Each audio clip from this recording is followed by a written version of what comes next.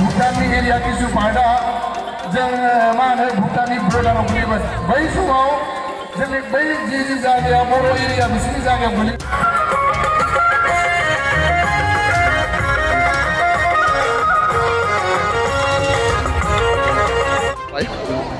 दा जोङो दंफैयो कसुगाव थाकामपुराव एक्चुअली जोंना सिजौ मुभिया अलरेडि 4 सेप्टेम्बरनिफ्रायनो जोंना प्रजेक्टर हिसाबै स्टार्ट जाबाय दिनैनि श'आ एक्चुअली कसुगाव थाकामपुराव दं आरो लास्ट जत' जोङो प्रग्राम गानानै फैदों अनेक जोङो माने मा होनो रायजो राजानिफ्राय अननाय मोन्दों आरो दिनै थाकामपुरावबो नोंथांफोरा नायदो अनेक मानसि दा लैहोर लैहोर फैनानै दं दा आं सिजौनि सोमोन्दै बेखौनो बुंनो सानदों जे एक्चुअलि अनेकानो बुजियाबो जानो हागौ माने बेयाव एक्चुअलि मास्लादार मोसानाय गान बे टाइपनि नङा एक्चुअलि बेयाव जोङो 1958नि जा जोंना इन्ड' भुटान एरियायाव मा होनो जाथाय जादोंमोन बै जाथाय जानायखौसो जों सिजौआव जोङो मा होनो देखायनो माने माबादों बे मुभिखौ बानायनाय जादों तो बे मुभिया एक्चुअली बै सिजौ एक्चुअली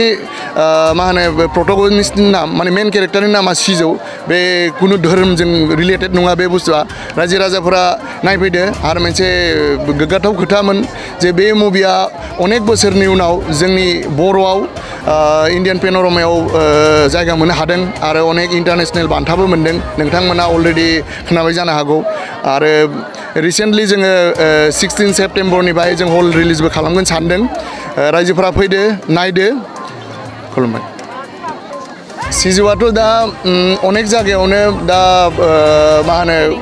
स्क्रिनिं जागासिनो दं कमिटिफोराबो जोंजों कन्टेक्ट खालामगासिनो दं रायजो राजाफोरा मिन्थिगोन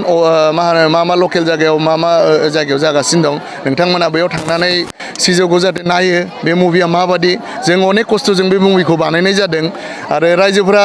साननाङा जे बेयाव मा होनो मस्लादार मोसानाय मेथाइ एक्चुअलि बे टाइपनि मुभिखौ जोङो माने एसेबाबो जों दा गोदान जोङो बुस्थुखौ खालामनो जों नाजादों एक्चुअलि मानोना फिल्मनियाथ' अनेक बेलेग टाइपनि थायो दा बे मुभिखौबो नोंथांमोना नायफैदो दा बेखौ बुंनानैनो आं रायजो राजानिसिम आं माने आर'ज गाबो जे नोंथांमोना नायफै जोंनि मुभिखौ मोजां मोनगोन जोबनायाव बेखौनो बुङो जथ' जोंना दासिम स्क्रिनिं जाबाय रायजो राजाफोरा अनेक जोंखौ माने लैहोर फैनानै अनसायनाय होदों थ' दिनैबो दा नोंथांमोना नुनो मोनगोन अनेक मानसियानो दा फैनानै दंफैयो दा स्टार्ट जासिगोन बारा गोबाव गैला थाकामपुरनि रायजो राजाफोरा जे इसिनि सिम्पोल इसिनि मोजां आं एक्चुअलि फार्स्ट टाइम आंखौ बिराद अननाय माने अननाय जासिनायखाय आंबो दिनै माने बेखौ